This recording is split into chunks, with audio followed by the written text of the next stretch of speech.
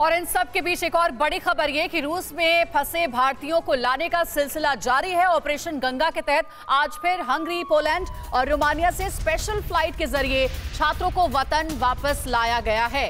तो ऑपरेशन गंगा के तहत यूक्रेन में फंसे हुए इंडियन स्टूडेंट्स को लगातार वहां से लाने का सिलसिला जारी है। हर रोज फ्लाइट जो है वो यूक्रेन के अलग अलग बॉर्डर्स पर पहुंच रही हैं, खास करके हंगरी, पोलैंड और रोमानिया के बॉर्डर पर। अब बताया जा रहा है कि यूक्रेन में फंसे भारतीय छात्रों को इन बॉर्डर्स पर ले आया गया है और अब यहां से रेस्क्यू कर उन्हें वापस देश लाया जाएगा।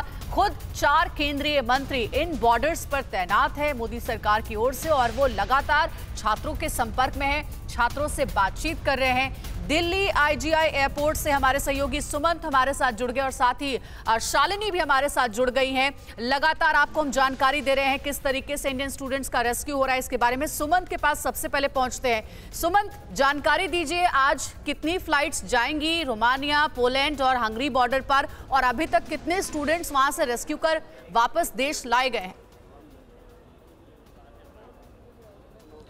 देखिए, मैं बता दूं कि अभी सुबह तक पिछले 1 घंटे के अंदर 3 फ्लाइट्स दिल्ली एयरपोर्ट पे लैंड की हैं, जिसमें एक फ्लाइट पोलैंड से, एक रोमानिया से, एक हंगरी से।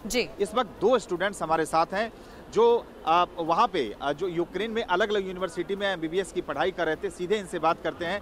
ये बताएं, आप कहाँ यूक्रेन में कहाँ फंसे थे और कितने दिनों में आप बॉर्डर क्रॉस किया और कैसे यहाँ पहुँचे? जी, मैं वेनेत्सिया से हूँ और मैंने अबाउट 53 स्टूडेंट्स से अबाउट 26 से मैंने क्रॉस करने की कोशिश किया।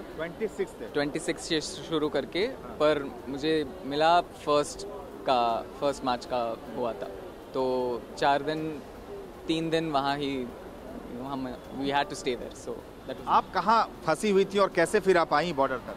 सर, हम फर्स्ट को 28 को रात को हमने बॉर्डर क्रॉस किया था। तो बॉर्डर तो हमने 3 घंटे मतलब रात को 12 बजे हमने रात को बॉर्डर क्रॉस किया है। उसके बाद हमें शेल्टर्स लेके गए थे और हमें 3 दिन वहाँ पे शेल्टर्स में रुकना पड़ा था, जो कैंप्स जैसे होते हैं बॉर्डर पे ही, रोमानिया यूक्रेन बॉर्डर के पास ही। बॉर्डर क्रॉस करने के बाद एम्बेसी का किस तरह से का रिस्पांस था, किस तरह से आप लोगों के लिए अरेंजमेंट किया गया था यहाँ लाने के लिए? सर, एम्बेसी से फर्स्ट डे जब हम गए थे तो एक मैडम आए थे, उन्होंने बोला कि वो हमें मतलब जो 30 किलोमीटर के पास का जो ठीक है सुमन, वहीं से निकाल बात उनसे आप करिएगा आगे भी। शालिनी के पास चलते हैं। शालिनी, आप जरा बताइए कितने स्टूडेंट्स से आपकी बातचीत हो पाई है और साथ ही इस बारे में भी जानकारी दीजिएगा कि आधिकारिक रूप से अभी क्या बताया गया है, कितने और वहां पर भारतीय छात्र फंसे हुए हैं अलग अलग बॉर्डर्स पर जिनको लाने का काम किया जा रहा है ऑपरेशन गंगा के तहत? देखिए, मैं आपको बता दूं, ज़्यादातर स्टूडेंट्स जो हैं वो भारत आ चुके हैं और लगातार भारत सरकार ऑपरेशन गंगा के तहत स्टूडेंट्स को, भारतीय नागरिकों को ला रही है। हमारे साथ एक स्टूडेंट जो कि कीव से आई हैं, उनसे जानते हैं उन्होंने किस तरह की मुश्किलों का वहाँ पर सामना किया। क्या नाम है आपका? काजल चौधरी। तो किस तरह की दिक्कतें वहाँ पर हो रही हैं, कैसे स्टूडेंट्स को क्या कहेंगे कि किस तरह से वो बेचारे लौट के वहाँ से आ रहे हैं, कैसी परिस्थितियों का सामना किया आपने? बहुत कुछ सामना करना पड़े हमें, जैसे हमें बंकर्स में रहना, बंकर्स में खाना अच्छे से प्रोवाइड नहीं होना, पानी का कुछ सिस्टम नहीं होना, ऊपर से ये फायरिंग वायरिंग की साउंड, इस सब से काफ़ी ज़्यादा हम लोग इरिटेट हो गए थे। मतलब किस तरह की? आपने कहा फायरिंग हो रही थी, किस तरह, कितनी दूर से आपने देखा फायरिंग होते हुए? फायरिंग मैंने ब्लास्ट देखा है 30 किलोमीटर दूर से, उसकी साउंड लाइक बहुत तेज़।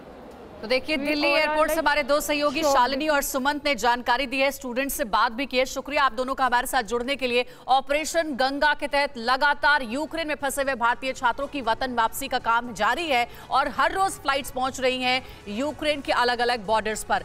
परवाह देश की, सोमवार से शुक्रवार रात 10 बजे TV9 भारतवर्ष पर।